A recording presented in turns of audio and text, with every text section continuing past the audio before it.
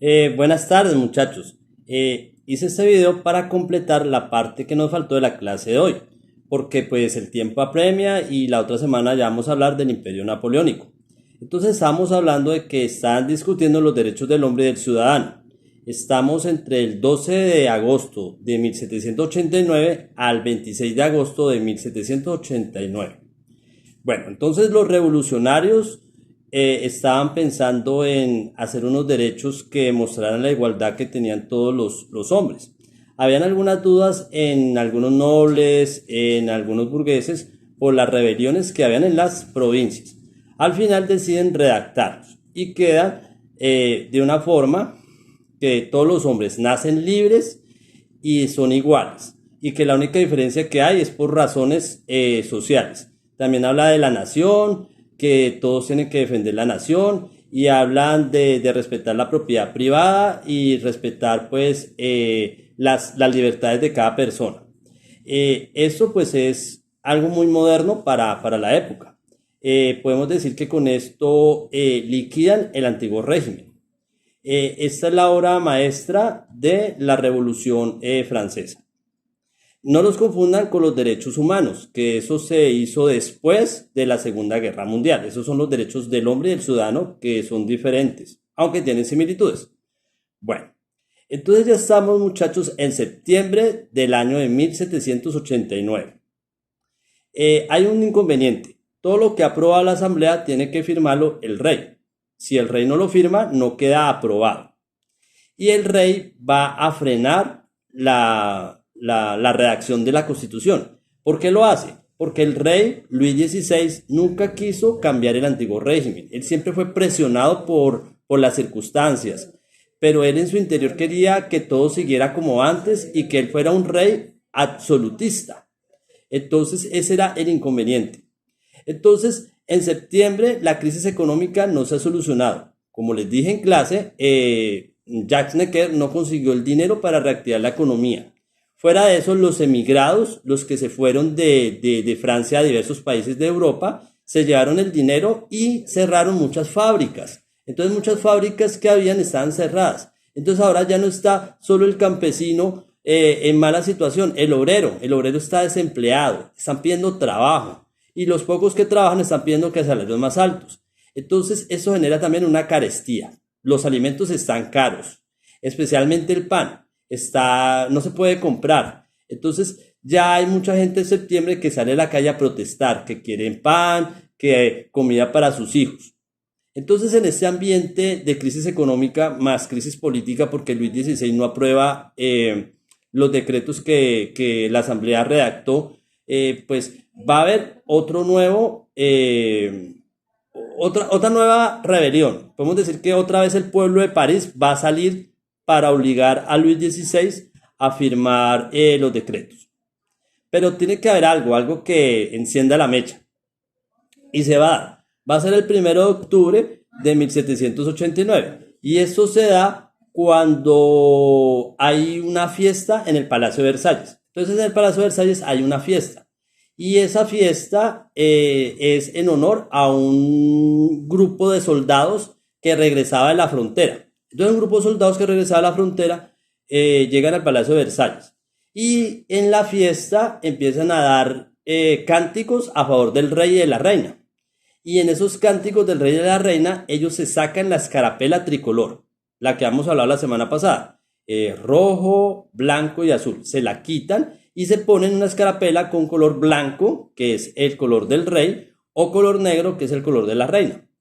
Y la tiran. Como en Versalles, muchachos, pues estaban también los representantes de la burguesía, ellos se dan cuenta y entonces le avisan al pueblo. Le dicen al pueblo, mire lo que pasó. Desde la revolución, muchachos, desde que inician los estados generales, empieza a haber una libertad de prensa y hay diversos periódicos. Entonces los periódicos empiezan a reproducir la noticia, empiezan a decir, mancillaron la bandera tricolor, la pisotearon, están en contra de la revolución, están en contra del pueblo, hay que salir a marchar, hay que salir a Versalles a protestar. Entonces se está dando el ambiente para ello. Y se va a dar el 5 de octubre de 1789. Salen mujeres pescadoras. Esas mujeres que eran fuertes están desesperados porque pues no tienen recursos para alimentar a sus hijos. Dice que aproximadamente son 5.000 mujeres que se agrupan. Y esas mujeres deciden marchar a Versalles. Cuando van camino a Versalles hay otros hombres que se les unen.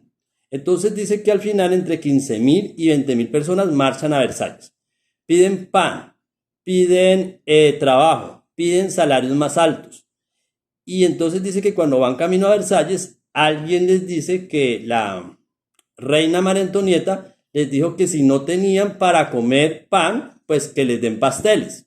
Entonces dice que les den pasteles como una burla. Entonces dice que las mujeres estaban furiosas.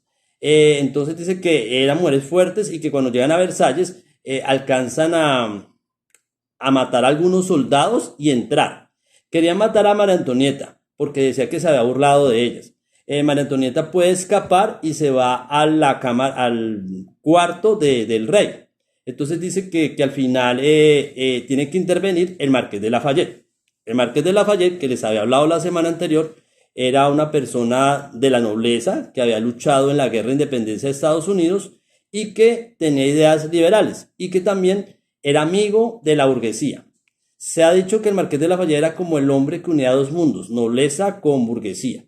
Entonces Lafayette es el único que los puede calmar. Entonces Lafayette sale a hablar con ellos o con ellas, bueno, y las tranquiliza. Y después sale el rey, la reina y el hijo del rey, Luis Carlos, que era el varón.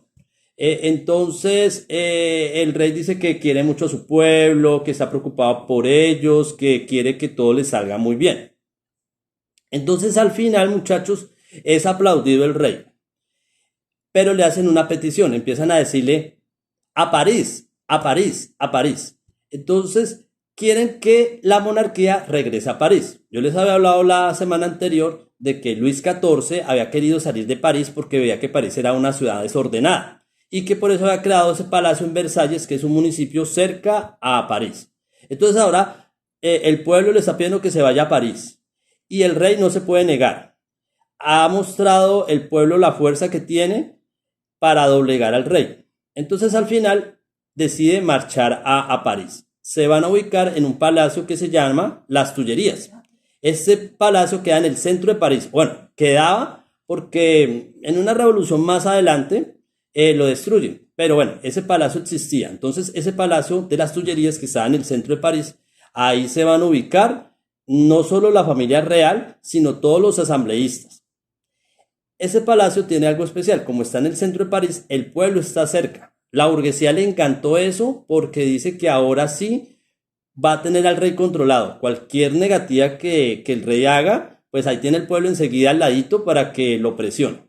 Entonces al final dice que a las mujeres las dejaron acceder a la cocina real y accedieron a toda la comida que tenía el rey y todas las provisiones que tenía. Y ellas se van contentas y todos van marchando a París. Entonces ya en París, muchachos, ya en octubre en París, el rey firma todos los decretos. La burguesía ha ganado una batalla más. Ya desde ahí van a empezar a aprobar otros decretos. Un decreto importante que se los alcanzo a decir para que el video no quede tan largo es que van a cambiar la división administrativa de Francia. Antes de la revolución, muchachos, existían 34 provincias. ¿Se acuerdan que yo les dije que las provincias? Entonces van a crear el departamento, una unidad más pequeña. El departamento lo que quiere hacer, muchachos, es agrupar costumbres y lenguajes de Francia. En esa época, muchachos, no todos los franceses hablaban francés, habían unos dialectos regionales. Entonces lo que ellos quieren hacer con ese departamento es como agrupar esos lenguajes regionales y que todo el mundo empiece a hablar francés. Eso después lo va a intensificar Napoleón Bonaparte, pero eso será otro tema. Bueno, entonces crean el departamento con el municipio, con los distritos y con las comunas. Hay una nueva división política. Se pasa de 34 provincias a 83 departamentos. Actualmente, muchachos, en Francia ya hay 91.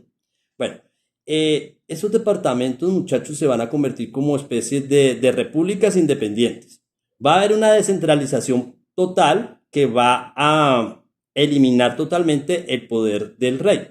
No obstante, muchachos, y eso lo tienen que decir en el trabajo, después tienen que volver a una centralización, porque la burguesía pensaba que descentralizando el país ellos iban a controlar, pero no, los departamentos se van a volver repúblicas independientes donde, por ejemplo, a veces gobierna monárquicos, o a veces gobierna burguesía, o a veces gobierna la Iglesia Católica, o a veces gobierna señores nobles feudales. Entonces, en estos departamentos cualquiera puede gobernar, porque van a ser votaciones que no van a ser universales, sino censatarias. Entonces, ese fue también uno de los eventos importantes de la Revolución Francesa. Bueno, entonces muchachos, pues en el trabajo que les dejé ahí hablan cómo tienen que continuar hablando de esto.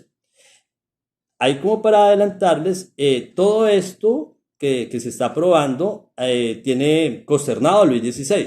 Tanto es así que él manda cartas a escondidas a los reyes para que intervengan en Francia. Pero no lo van a hacer los reyes. ¿Por qué? Por lo que les he hablado en clase, el equilibrio de poder. Si de pronto invaden Francia, pueden de pronto quedarse con algún territorio o de pronto cobrarle un favor a Luis XVI. Pero los que no van a ir a esa invasión de Francia van a haber perdido o reducido su poder en Europa. Entonces dice que eso hace que los reyes no quieran invadir Francia. Por eso Francia no la van a invadir por ahora. Entonces era por el equilibrio de poder. Entonces aquí vemos como Luis XVI siempre fingía que amaba al pueblo, que no sé qué, que yo hago la revolución, pero mentiras, él siempre quería volver a antes de los estados generales, quería ser un monarca absolutista. Y eso va a ser, muchachos, que lo pueden meter en el trabajo, arrancar ahí, que se decida a huir. Entonces Luis XVI va a huir el 20 de junio de 1791.